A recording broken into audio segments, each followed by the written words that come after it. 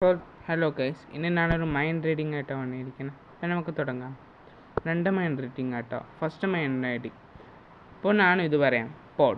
പോട്ടിൻ്റെ last letter T വെച്ച് നിങ്ങളൊരു app മനസ്സിലാലോചിക്കുക. നിങ്ങൾ ആലോചിച്ചിട്ട് ടെലിഗ്രാം ആണെങ്കിൽ നിങ്ങൾ തന്നെ ലൈക്ക് ചെയ്യുക. ഇനി ടെലിഗ്രാമിൻ്റെ ലാസ്റ്റ് ലെറ്റർ എം വെച്ചിട്ടുള്ളൊരു ഫ്രൂട്ട് നിങ്ങൾ കമൻറ്റ് ചെയ്യുക.